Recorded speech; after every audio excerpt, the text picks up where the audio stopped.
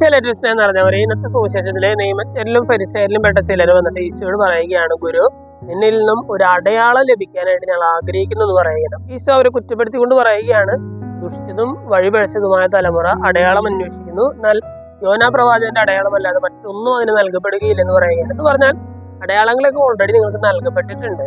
ഇനി നിങ്ങൾ കൂടുതൽ അടയാളങ്ങൾ കിട്ടാൻ വേണ്ടി നിങ്ങൾ ആഗ്രഹിക്കരുത്, മറിച്ച് അടയാളങ്ങൾ എന്തിനു വേണ്ടിയിട്ടാണോ നിങ്ങൾക്ക് നൽകിയത് അതിനനുസരിച്ച് ജീവിതം മാറ്റാനായിട്ട് ഈശോ ആവശ്യപ്പെടുകയാണ്. എന്ന് പറഞ്ഞാൽ നമ്മുടെ ചുറ്റിൽ നോക്കിയാൽ തന്നെ നമുക്കും ഒരുപാട് അടയാളങ്ങൾ നമുക്ക് നൽകപ്പെട്ടിട്ടുണ്ട്.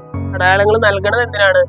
ദൈവമാണ് എന്ന് മനസ്സിലാക്കാൻ വേണ്ടിയിട്ടാണ്. ഒരു ഉദാഹരണം പറഞ്ഞാൽ, ഈയിടെ കേരളത്തില് മാടവൻ എന്ന് പറയുന്ന ഒരു സ്ഥലത്ത് ദിവ്യകാരുണ്യ അത്ഭുതം ഉണ്ടായത് നമ്മൾ വാർത്തകളിൽ വായിച്ചതാണ്. അതൊരു അടയാളമാണ്. എന്തിനു വേണ്ടിയിട്ടാണ് അടയാളം ഉണ്ടായത്?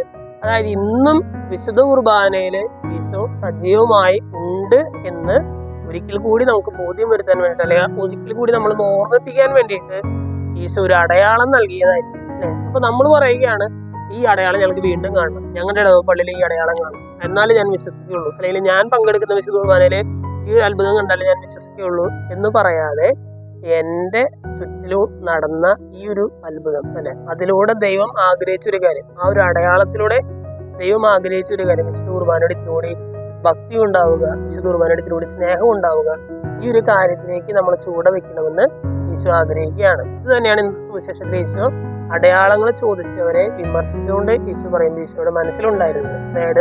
അതായത് അടയാളങ്ങളുടെ പുറകെ പോകാതെ അടയാളങ്ങളിലൂടെ ദൈവം ആഗ്രഹിച്ച കാര്യത്തിന് പുറകെ പോകുക. നമ്മളൊരു ഇന്നത്തെ സുവിശേഷം വായിച്ചു കഴിയുമ്പോൾ അടയാളങ്ങളിൽ മതിമറന്നിരിക്കാതെ അടയാളങ്ങൾക്ക് പുറകില് ദൈവത്തിന്റെ ലക്ഷ്യം എന്താണെന്ന് മനസ്സിലാക്കി അതിനനുസരിച്ച് ജീവിക്കാനുള്ള ഒരു കൃപയ്ക്കായിട്ട് നമുക്ക് പ്രാർത്ഥിക്കാം. ദൈവം എല്ലാവരും സമൃദ്ധമായിട്ട് അനുഗ്രഹിക്കും.